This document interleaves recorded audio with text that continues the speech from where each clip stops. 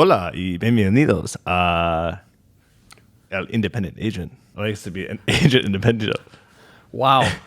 What español. What an intro. What an intro. Did you get to Spanish 2 in high school? Sí. Spanish 3? Posible? I got to Spanish 3. I actually took Spanish 4 in college, and the only way I got through it was my... where was she from? I'm totally botching this. I'm sure it's going to offend someone. She was either from like Argentina or it was some country that instead of like in Mexico they say playa, but there they say playa, right? So they have different accent. So I mimicked exactly what her accent was, and I couldn't speak any Spanish. But when I did it, she was so impressed. She's like, you have such a good ear that you're able to hear and change how you do it. And so the only reason I passed that is because I convinced her I had such a good ear. And she was so impressed with the fact that I was able to sound like the natives from her country. Hey, we all have our talents. I gave golf lessons to accounting 250B professors. We already had that conversation. I know, but it still is good. And what do you think of my shirt? Is that Ruth Bader? Are you kidding me?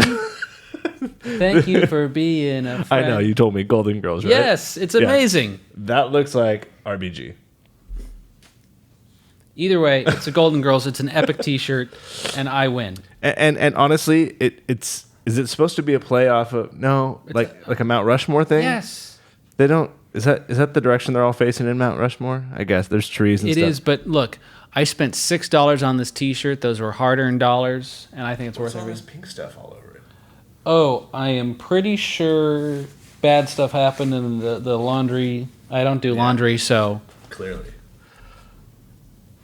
Bienvenidos. All right. No, we got to talk about yeah, drinks. we got a drink. So I am continuing last I am terrified by this terrible, drink. This terrible beverage we had, and I'm going to continue it with. So I've been seeing these. They're called BuzzBallz.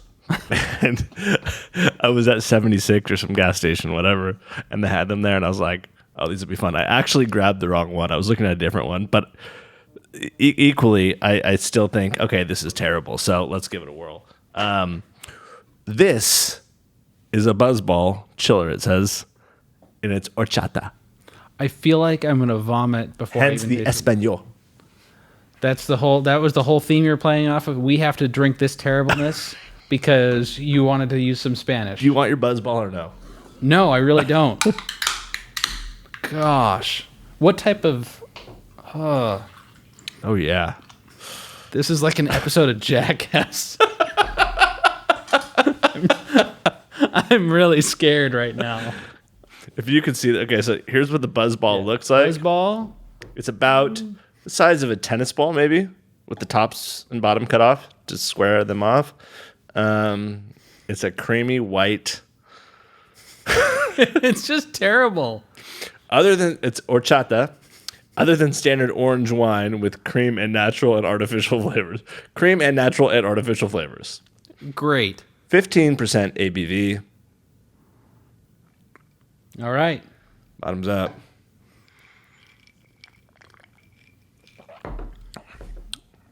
Oh, God. Tastes like Christmas time. It's like eggnog almost. Yeah. It's got like a nutmeg or a cinnamon. Thankfully, I have my Michelob Ultra. There's just some interesting flavors in there. Is that what horchata tastes like? I have no idea. Horchata? Horchata. Oh, boy. All right, I'll read That's this. pretty awful. I'll read this question because it's a long one, and you don't do as well with reading. You're not wrong. Here we go. Ugh. I handle all the admin duties for our agency management system. This means they're defining what they do.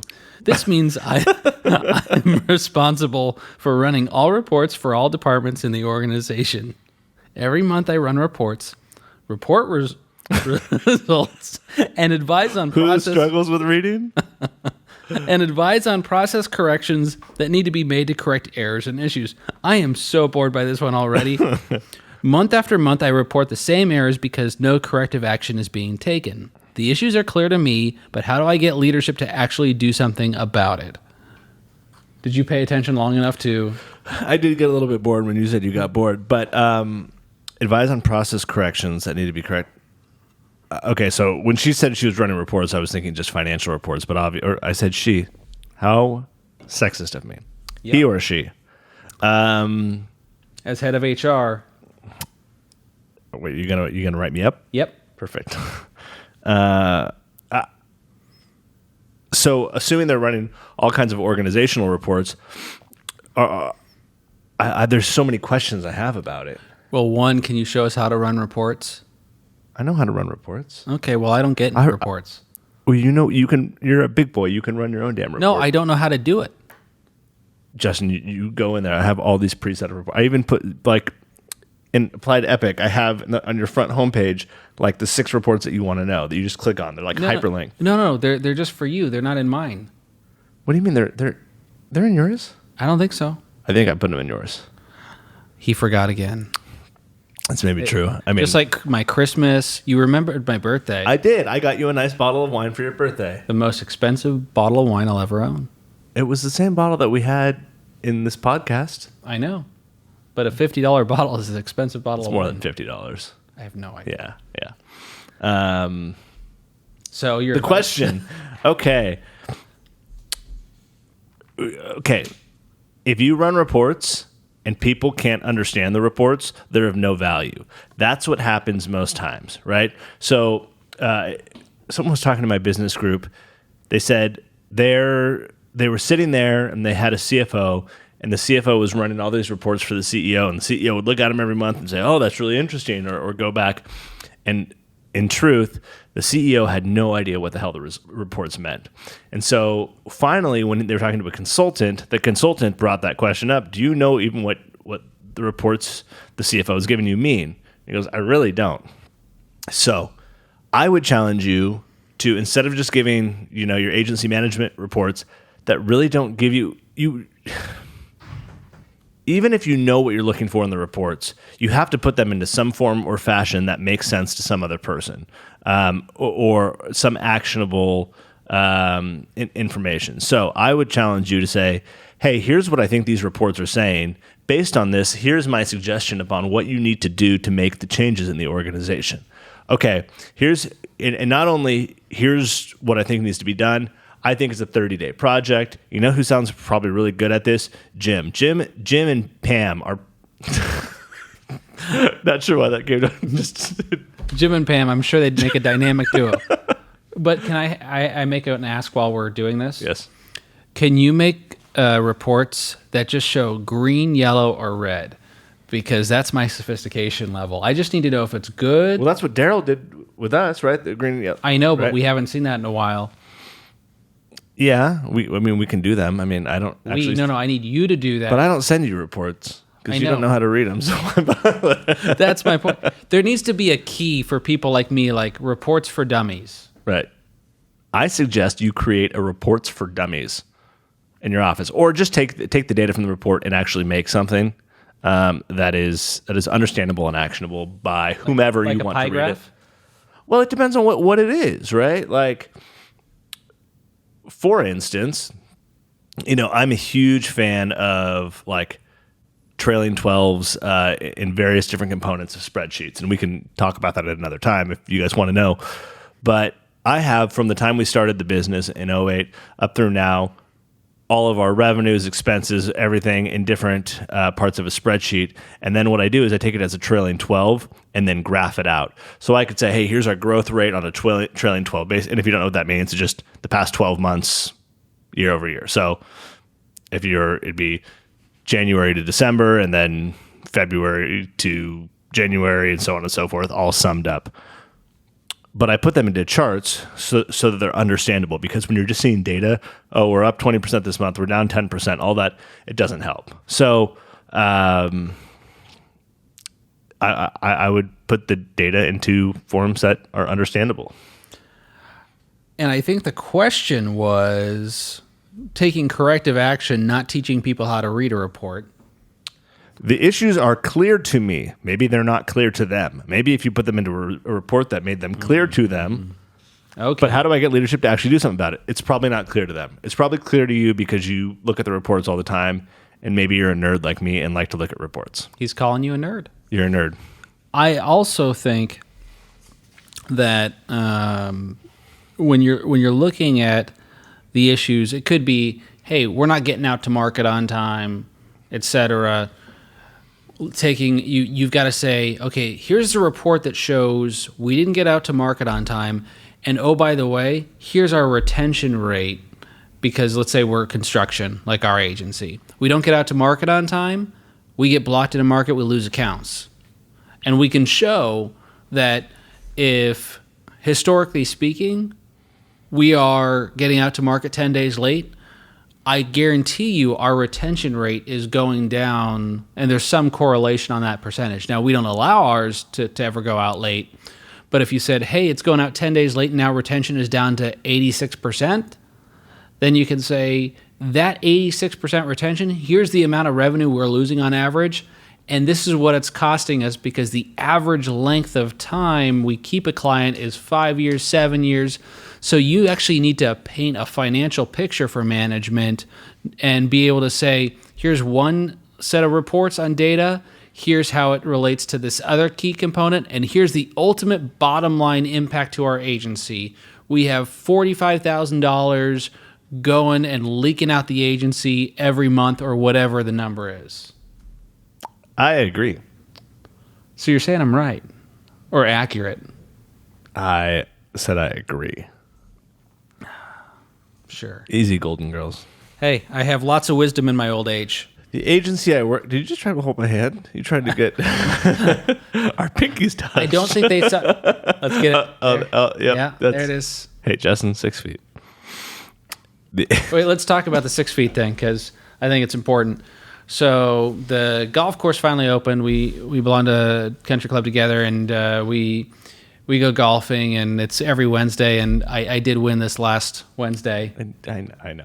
It was awesome. I 3 birdies on the bit. back 9. Yeah. I came in strong. But when they first opened up the course again, they said that we had to ride in separate carts unless we were family. So my response was, well, we're family, we're brothers. Then they asked if we lived together. And That's not actually what they asked. That wasn't? No, he said unless you're sleeping together, and it got real awkward. We have a secret.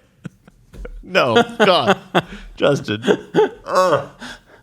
So, at any rate, we just ignored it, and now we ride in the same cart.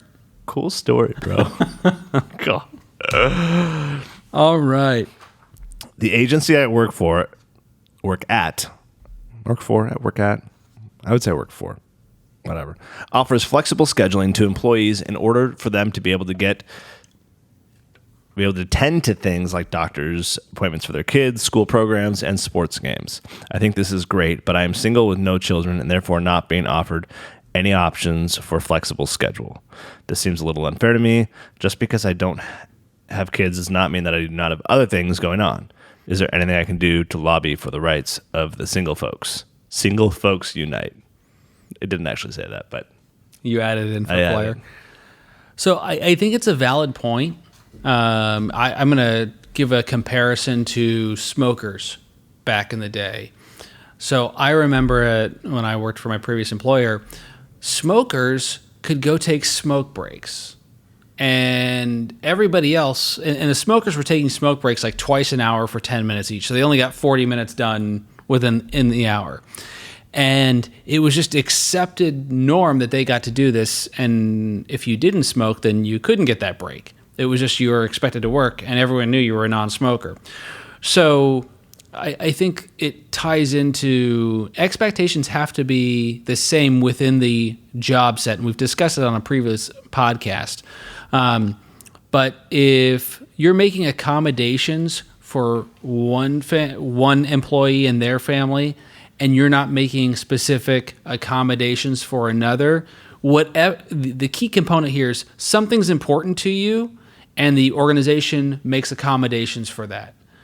They cannot differentiate between, oh, it's important to me I go to my kid's ball game, and it's important to me I get my nails done. Like, they can say they're trying to make that distinction, but what's ultimately at stake here is they've got one standard for one set of employees and another for another that are in the same classification, same Yeah. workspace, account manager versus account manager, and I think they would lose all day long. So I would prefer to actually bring that to their attention, because a lot of people don't think of it in that capacity. It's, why is their personal time valued more than mine? And is it just like we can't discriminate against somebody who, let's say, is pregnant and in a job interview and be like, because you're pregnant, now we're not going to consider you because you're going to go out and have a baby and you may or may not come back. We also can't, on the reverse, say, just because you don't have kids, your personal requests somehow are discounted and they get this free time and you don't. It's. I totally agree. It, like, personally still kind of feels weird though, and maybe this because I worked when I didn't have kids and I work when I have kids now, and I think about just people who are, well, and this says I assume that single and without kids. It's, you have all the free time in the world if you don't have kids, right? Or a spouse. You can do whatever you want all the time. And so realizing that that's not the case of people with kids, I totally agree that it is, as the employer, you can't do that. It still has I don't know, it still bothers me personally, because it's like, I want to go to my kids' baseball game because I want them, to know that I'm a good parent and I come and I care about them, versus I'm leaving at 3 so I can go get my nails done. It just, even though I don't know, you see what I mean? Like, it just, I get it. But it's the same thing. You could designate, say, hey, everyone gets, in this particular role, 5 hours of flex time a month where, right, like, hey, you're responsible for phone calls, but like that's something that you have at your disposal. Yeah, I'd almost rather not know, right? And if you categorized everyone as, hey, you get personal flex time, everyone gets 5 hours a month, everyone, don't share what you're going to go do, right? Just, or at least don't share it with I wouldn't want to know, right? Just, I need to assume, hey, you're going, because in my mind, if you're going to a doctor's appointment, I feel a lot better about it. Like, if you're single and you're like, yeah, I got to go because it's impossible to get into doctors and all those things. I'm like, yeah, totally. Go take your doctor's appointment when you need to. But if it's like, you can go get your nails done on a Saturday, right? Or you can get your hair done, or whatever it is, That sounds like discriminatory toward women. I'm not trying to. What are other things that guys would go do? I guess guys can get their nails done. They can go to a driving range. I guess guys can go there. They can go get a haircut. I get my hair done during the day, right? So yeah. So I think the issue is that you can't have a second-class citizen in that regard. Yeah, I agree. I wouldn't want to know. And ultimately, if you've got the right KPIs in place, you're going to know. Your A from your B from your C players who you're weeding out of the company, and so I mean, without a doubt, I can say if one person says, hey, I'm going to go do this, I have zero doubt that they're making it up on the back end. They're just not telling me because that's just how they are. They're like, I feel wrong taking more time. I have on the other side, if somebody says, hey, I want to go do this, I know they're not going to make up that time. So I get not wanting to know. Right. But a uniform policy could be workable. Yeah, I agree. And just give them 5 hours a month or something like that. Because they're wasting time anyway at certain points, totally. Right? If COVID-19 taught us anything, is that actually social interaction is very important, but it does hamper productivity. It totally does. Our staff has honestly been incredible during the whole crisis. We were all working remotely, and we were doing daily Zoom meetings for like 10 minutes where everyone has to show up. We got to look at your face, talk, and you're just focused on each other and what's going on.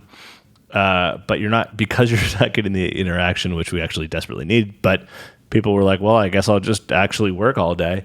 So I don't feel like we lost any productivity other than our producers. It was tougher to sell during this time. And I'll mention, so a lot of the outsourcing companies just got rocked. India got shut down. China got shut down. So our outsourcing company got shut down. And so that workload went back onto the account managers. And somehow, some way, they got all of the work done that they normally do, plus what we had outsource work. And that's about 50 hours of labor a week. So that shows you that there's capability to get that stuff done. Yeah, unless they were working extra hours without telling us. Some may, some, on average, it's probably not that way. Yeah. All right. In summary, how's your horchata? I had one drink, and I will never drink a BuzzBallz again. What if I got a different BuzzBallz? No, not happening. BuzzBallz. I can't wait to make Trent drink the rest of this, though. So last week, Justin had Trent, he gave him the rest of that green apple, whatever, and said, you're not allowed to taste it. You have to just pound the whole can. And he did. And he almost threw up, but he held it in. Yeah? Yeah. So maybe we'll go do the same with this. BuzzBallz. Here's to you. Cheers.